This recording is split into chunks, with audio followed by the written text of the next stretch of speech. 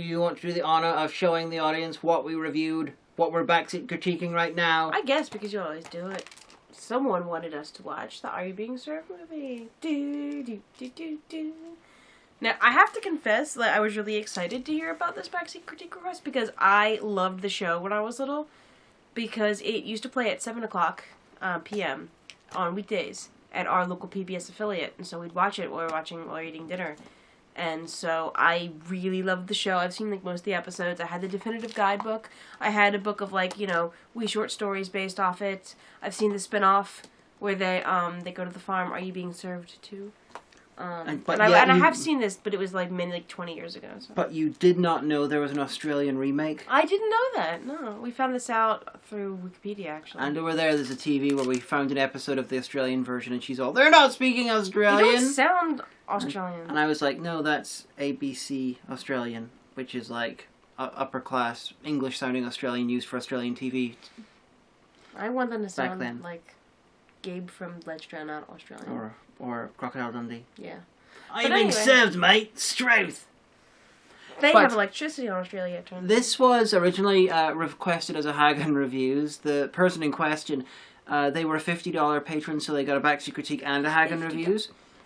They chose this for their Hagen Reviews, and I pointed out that this would make much better for a Backseat Critique because trying to turn a comedy into a comedy review is tricky.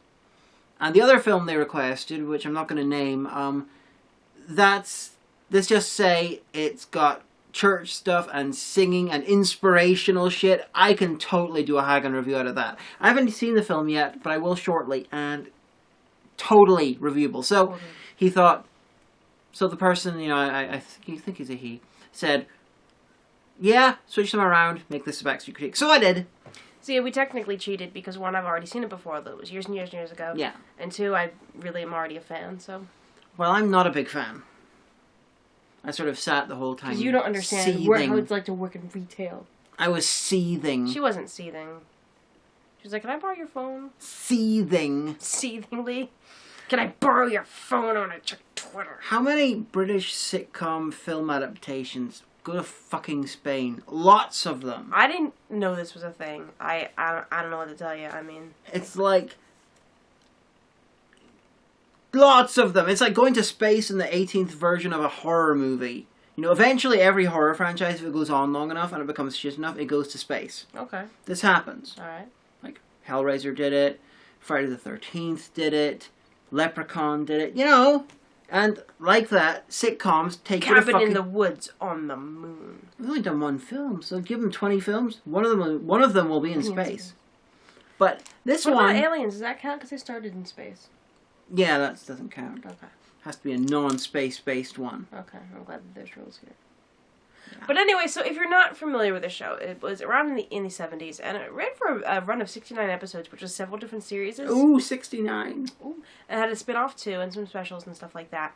And basically, it takes place in Grace Brothers department store, which I think is supposed to be like making fun of one of the ones in London. Possibly Harrods or Selfridges or something. But like, stop! Don't put things on me. So you have like your standard. The little clattery thing? Did you pour it out? Yes. So now there's a little bit of plastic somewhere on my floor. Yes. Thank you. But so the plot of this is that Grace Brothers is doing some renovations, and so they've got the staff to all take their holiday at the same time. Get up here. To go to Spain because it's a sitcom film. No, because they got a package tour. So you have, like, the first half of it is, this is actually a pretty sizable piece of plastic that she was just going to let sit on my floor because I said something. But so they, the first part is during the shop on their last day, and then they go away to Spain, and hijinks ensue. And it's really kind of weird because, okay, if you're not American, you probably won't understand this, but maybe you will. Let's see. When you were little, right, and you'd be flipping through the channels, and you'd come across something on PBS, it would kind of weird you out. Like, the difference in the filming, like, really got to me. Like, I remember asking my mom one time, I was like, so how come things from England, like TV shows from England, how come they're real? And my mom was like, what do you mean? And I'm like, well, how come when you watch them, it's like you're there? It's like they're real. But American TV shows, it's not. And she had no idea what I was talking about. She was really worried that I was becoming delusional. But, like, the film, it's a different quality of film. Yeah. The TV stuff is filmed with. And it's filmed on videotape. It looked realer to me. Like, it was always really, like jarring. Like, why is this happening? Yeah, it's like with The Hobbit, when it was filmed in 48 frames, everyone thought, a lot of reviewers said it looked like a daytime soap opera or a sitcom or something, because it looked like videotape, which, ironically, looks better than film, but film looks more like how we expect film to look, so we think film looks better. Yeah, so it was weird watching Are You Being Served as a film with, like, actual angles and no laugh track and incidental music. And it was weird, because it was obvious that the folks who edited it and did all this kind of stuff were used to doing it for the TV show. Yeah. And it was obvious that some stuff that was supposed to be outside was played by a soundstage. Yeah, and I haven't checked any details on this, but it would not surprise me if the guy who directed this worked on the sitcom, because the directing was incredibly basic, and not only that, sometimes it was very clunky, and sometimes they chose baffling shot choices. So I got the feeling it was somebody who'd never done a feature film, or was working incredibly fast. Yeah. But I doubt like that. It was like there was parts that like had the joke like dropped, and then that was just the end of it, and then you like cut scene to like another different place entirely. So I think that the script probably got a lot of hack jobs done before it finally went to print. So yeah, it seems a little bit uneven. But it had all my favorite people in it, Mr. Granger and young Mr. Grace. And it was weird. I'm not a Are You Being Served fan, but I imagine it would be odd for the fans of the show, because sitcoms, when you find a sitcom funny, it's the whole thing that you find funny. It's a certain level of repetitiveness, where you've got the repetitiveness in the laugh track, you've got the few shots, few cameras, and so you're used to the way it's done. However, it goes into a film, and it's a different medium, and it's, although related medium, and it's suddenly different, and so it would throw you off to a certain extent, because it's not the way you expect it to be. Like, a dramatic example of this sort of thing is Star Trek Generations. You watch Star Trek Generations, and something is off, because they're in the set of the Star Trek Next Generation, the ship, the Enterprise D, and they're in the same uniforms for the most part, but the lighting is completely different, and the angles are completely different. It looks off, because it looks different. It looks better. Far better, at least for a film, but it looks different, and so it throws you a bit. Yeah. But, I mean, it was the same kinds of jokes and the same kind of personalities that we all come to know and love, and a lot of, like, Shakespearean-esque love tryst mix-ups that, French farce did happen a lot on the show. There was, like, a part where I actually turned to her and said, well, it's gone old Benny Hill, hasn't it? Which, in reflection, is, like, I have to apologize to everybody. I don't know what's happening to my syntax. It's being affected by being over here. I would never have uttered the phrase, it's gone all Benny Hill now, hasn't it? That's not who I am. She's picking up Hiberno English. Do you know what I said the other day? I modified a sentence with, so it is. I was talking to my coworker Carol, and we were messing with the table, but we both had to run to be on the till like another few minutes, so I'll be like, oh, it's fine, so it is. Why did I feel that? I don't... Anyway, yeah, but there was like a Benny Hill. Hiberno English. It is. Which is the English language spoken by people, but influenced by the speech rhythms of Irish. That's why people in Ireland speaking English say words in a different order than you'd expect. Yeah. From English or American English. And you've picked it up. Yeah, it just kind of bled into my... And then my one supervisor is like literally throws a party every time I use the word we, and I've been using the word we since I've been here like 3 months. That's one of the first ones that we and I just creeps in. Like, I ordered a pizza and some wings. I know, terrible, I'm supposed to be dieting, but... Can I have a wing? I ate them. Aww. I ate them before you got here. Aww. And I got the it was only 7 of them, and then I got a wee pizza, and then I eaten half, and I'll have half later. Wings. She got here, she didn't say she wanted to go up the hill to the shop and get snacks, and now the shop is closed, and there's nothing that we can do. And I was like, there's crisps downstairs, they're your brother and sister-in-law's crisps, just ask them if you can have some crisps, they'll probably say yes. No. I have like literally 2 boxes full of snacks. Like, I have these ones, and I have granola, and I have this. I even have candy, and she's like, no, I want crisps. But anyway, and so Colin and Nicola aren't home, and my roommate Neil he works from home, so he's working right now. And so I guess the guy didn't ring the doorbell, or he was uncertain, so he called me, and he's like, did you order pizza? And I was like, aye. And then it was 11, so he's like, I think I'm here. I'll come down. But anyway, yeah, so it was good. It was exactly what I expected, exactly what I remembered. Although one thing that's kind of weird and cringy, and you forget how problematic things used to be, like, okay, so there's this one character, Mr. Humphreys, who's played by John Inman, who's unfortunately passed away. But it was my favorite character when I was little. And the whole thing is he's very camp, he's very flaming. Both the creator of the series and John Inman, the actor, have said it's never explicitly said what his that he's a homosexual, but it's, you know, people can imply what they want. John Inman himself was gay, and he was with his partner for 30-some years, and they did get to be in a civil partnership before he passed away, which was nice, because England brought that in real early. But so there's all of that uncomfortableness, and there's a lot of, like, you know, cultural jokes. There's a lot of, like, really, really sexist jokes, a lot of implied rape, and I was like, I forgot about all this stuff. I mean, it's like when you watch Monty Python, and there's this one sketch that just encapsulates them, where they have a show called Bigotry, and there's, like, a contest for, oh, we need a new slur for the Belgians, and they read off suggestions like, let's not call them anything, let's just ignore them, and big fat Belgian bastards, and it just, that just encapsulates everything that Monty Python is. But, like, you're watching this, oh, I dropped the plastic.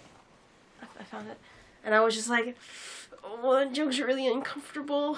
Oh. In 30 years, a bunch of stuff that we don't, you know, blink at will be uncomfortable in the same way. Yeah. That's what happens. Culture changes.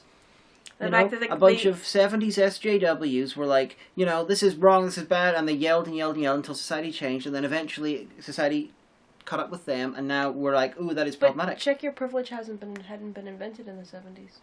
Yeah, but no, there were people who were trying to say that this is wrong, and so they tried to change society. Different words were used, but it was the same idea. I guess. Well, it's set in 77, which is 2 years after the fall of fascism in Spain. Yeah. And the guy, Carlos, who's running the hotel, is played by the guy Manuel. who plays Manuel, who's actually German. Well, he moved over to the UK very young, and he's lived in the UK the rest of his life. But he's still a German that gets pigeonholed playing, like, Spanish, yes. people of color. No, Spaniards are white. I wasn't sure if they count. No, Spaniards are white. If you know, write the show, like, it's always changing who's white. Spaniards are Europeans. Yeah, I know, but it is always changing. No, because, see, alright, my dad is rather swarthy. My dad is Ashkenazi Jew, he's Russian Jew. And, well, I mean, like, he was born in America, but you know what I mean. But so, when he and my mom were first dating, my mom was working with some children with disabilities in the school where she worked. And my dad would sometimes come when she was taking them on field trips and day trips and help out and stuff like that. And some of the older boys resented him because they were competing for my mom's attention. And they said, we don't like that Spaniard you're hanging out with. That dirty Spaniard, we don't like him. Which my mom thought was very, very humorous because my dad is not Spanish at all, he's Jewish. Still Spanish, unless... Mina described him once as swarthy, and I said, take that back, my dad's a nice guy. And she's like, no, swarthy means just, of darker skin, not like a bad character. Because a lot of times, Lovecraft would use the word swarthy in a negative connotation. I was like, take that back, my dad's a... I know that. And the word swarthy is quite often used to be insulting, but it doesn't... I don't think it actually technically has any insult to it. Oh. But, the Spanish are white, unless obviously the Spanish person in question you're talking about isn't white, but generally they're Europeans. They're just as European as French, Portuguese, whatever. Well, I guess Hispanic folks count as people of color in America. I believe the difference is in America you got Hispanic. Are Spanish people still Hispanic though? I mean, I know that. I saw that someone linked this sort of Venn diagram or something showing Spanish, Hispanic, and Latino, and it had Latino on one side, and you had some countries. I think they were Brazil and stuff, and then you had Hispanic was most of them, but not all of them. And Spain was off to the side, being covered by Hispanic, and the only non-American Hispanic group. Okay. I don't know why. I like how this whole vlog has devolved into who is white. Who are we sure is white? I don't know why. If you're why white, are the Portuguese not considered Hispanic? Or maybe they're considered Latino. I don't know. Americans with this sort of stuff are crazy. I thought Spanish the or Portuguese European? are separate. Well, anyway. Spanish are European, and so. Do we have any fans in Spain? I have no idea. We should find out. But calling Spanish person of color, I find quite. Well, odd, because to be it honest. changes by the day, because sometimes Jews are people of color, but sometimes they're not, and sometimes Jews, Irish it people depends of color, on what. sometimes they're not. Depends what ethnicity they're from. Like your dad's white.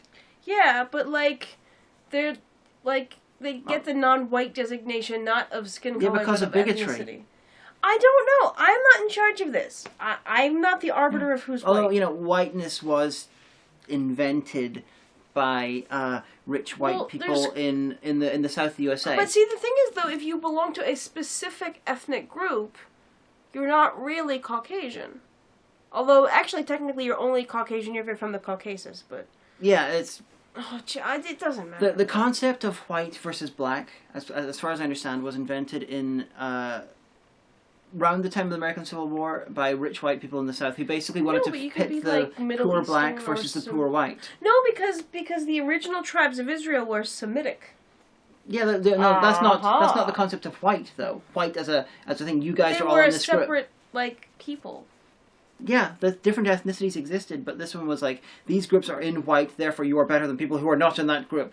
And then over time it's expanded to include the Italians and the Irish and things like that. Yeah, because the Italians weren't considered white way back in the day. Yeah, and they are now. Yeah. Spanish probably similarly, but Spanish are...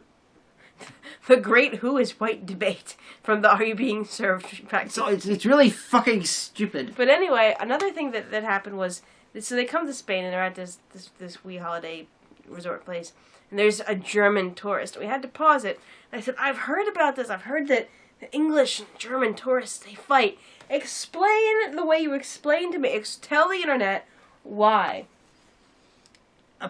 Now, I've never had any interactions with German tourists, ever. All the German folks that I know. Because I don't my know. family would be tourists when I was growing up in England, Scotland, or Wales, usually. And since then, I've been to Italy for filming something.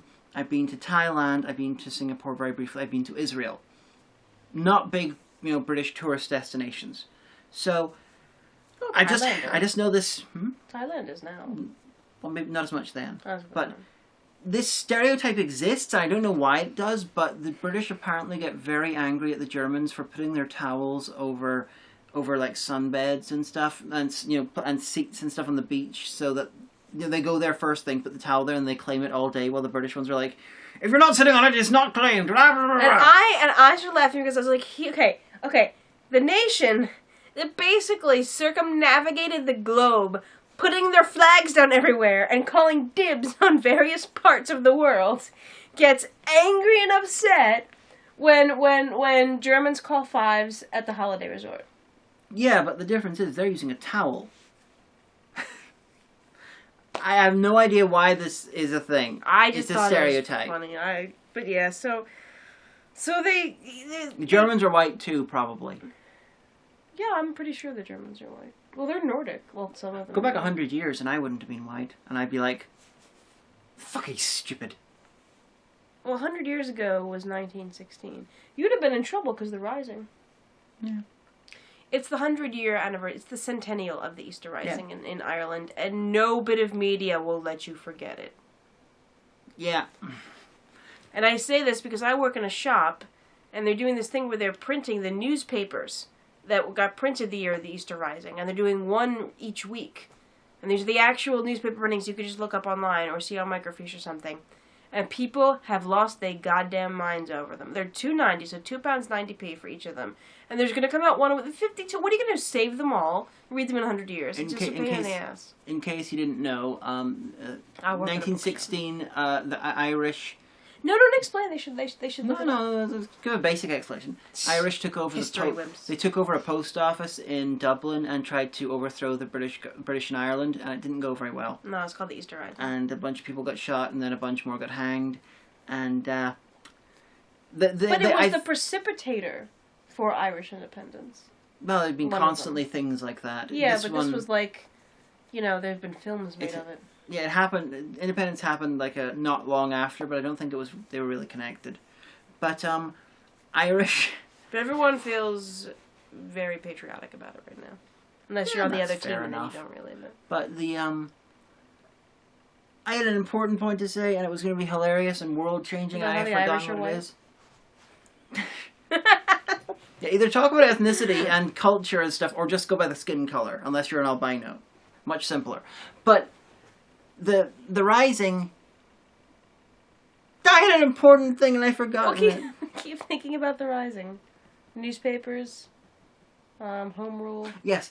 One of the ideas was, because it was middle World War One, they assumed that the British were too busy dealing with the Germans that they would just let Ireland, fall. Mm-hmm. And that was a miscalculation, because the British were like, "Tell you how, chaps! We're fighting the Germans here, everyone's dying, this is wonderful, ha ha! I'm going to move my drinks cabinet 6 inches towards, Berlin, ha ha! By sending men over the top, it's wonderful! Oh no, the Irish are doing stuff over there with mix, aha! I will send 2 men and a small dog, and they will conquer the island again." And it worked. Tell you how! God save the... I assume it was king at that point. But anyway, so Are You Being Served? No, I mean, I'm not a fan. It's funny. If you're a fan, definitely check it out. You might as well. I mean, I've got season 1, 2, and 3 on my shelf that I got at HMV for like £5 each? Oh, I thought you got the thing about Hyacinth's Bouquet. Huh? No, because remember that was 25 quid. Oh, okay. For the whole thing, versus £5 for a season of Are You Being Served. I do like Keeping Up Appearances, though. I mean, you want this DVD then? Hmm? Do you want this DVD then? No, because you need it for the thing. No, this is a Backseat Critique.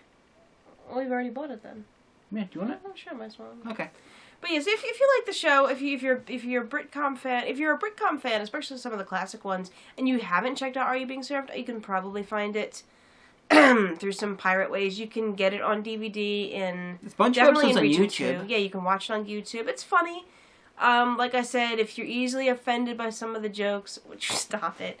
If you're easily offended by some of the jokes, I'm going to recycle a thing from Fat Pizza and say that it's not that it's offensive, it's just that it's shit. No, I'm not a fan. But you can't call it shit. It was a very popular show. It became popular in the States as well. It was very popular. It's still shit. It's a good setup. The jokes are simplistic and they are telegraphed or make no sense. You've only watched a few of the episodes. This is true, and a lot of them do involve like French farce kind of misunderstandings, but then a lot of them do involve having to dress up for some reason or another, or put on a pageant or something like that. And telegraphed and obvious, or don't make sense. I think it's funny. It's one of the Britcoms I like. I like that one. I do like Keeping Up Appearances, because it reminds me of my mom a wee bit. Because you know how your mom be like, "And let me tell you, little fuckers, why the..." And the phone rings. "Oh, hello. Oh, hi." And you're like, "How did you do that? You were just screaming at us." It's like that. Hyacinth's a resident lady with Irish speaking. But if you like it, you watch it. You could do worse. Like I said, you could probably find it for not very expensive. And I hope that you, patron, and we made all your hopes and dreams come true. It was a good choice. Because, like I said, Omega's happy to own the copy that I bought. Yeah. And since there were more than one of these films, I really hope I chose the right one.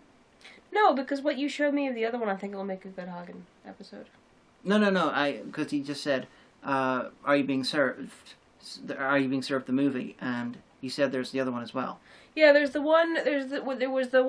a double long episode, which was a pilot for the spin-off, Are You Being Served Too, which is the one where they, like, for some reason they ended up owning a farm, or owning a share of a farm after youngster Grace died and Grace Brothers was dissolved, and I really forget the particulars, and only a few of the cast came back because what's-her-face, Wendy Richards had already gone on to EastEnders, and I think a few of the cast members had passed away, but it's like I said, it's worth it, it's good, it's cute, you know. The one problem with this setup I got was American sitcoms generally are based around people who are friends. Or family. Family's a big thing. Yeah, friends or family, that's the setup. Occasionally co-workers. Like the Mary Tyler Moore Show. Mm-hmm. They were all co-workers. Yeah, I'm just going by generals, though. I did like the Mary Tyler Moore Show. But Who can turn the world on with her smile? British Who sitcoms. can take a nothing day? And British sitcoms generally are about people who are trapped together in some way. Like you've got one where people are in prison. yeah, there's Porridge in the prison. You've got Red Dwarf, where you've got people who hate each other who are trapped in a ship together.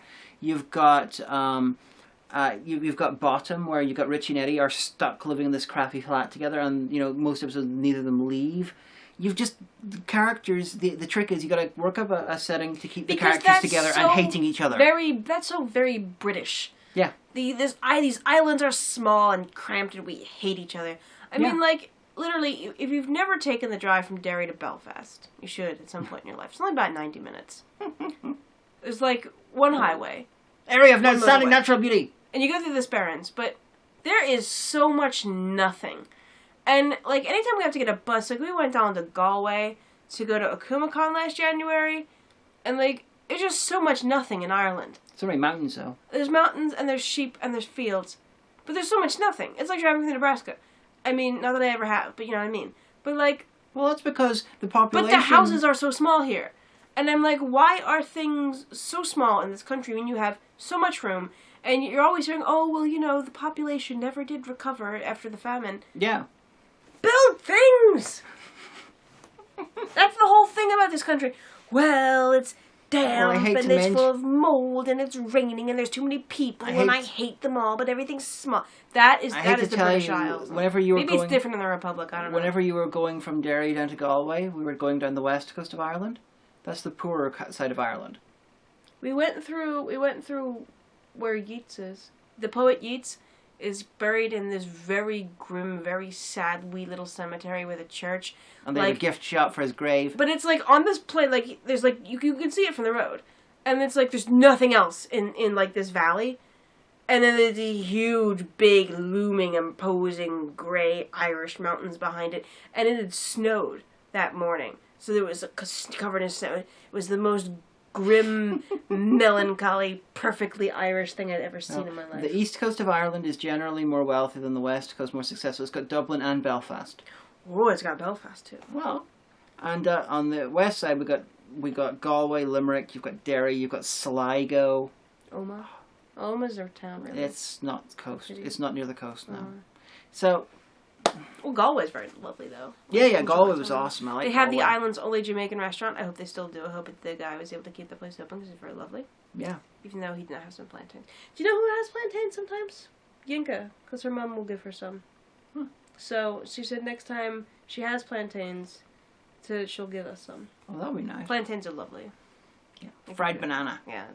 Well, they're a They're like a banana, but they're smaller. savoury banana. Yeah, they taste differently, and you fry them up, and they're very lovely. I think they're more like the original banana before we human altered them. Oh, I saw a picture of that on Facebook, and the inside had that thing where it looks like a lotus pod, and I felt all itchy. Yeah, the original bananas were not similar to the ones we have now. So are you being served? So we have discussed so far how I don't like the original bananas. Plantains are lovely. More people should be in Ireland, and who's white.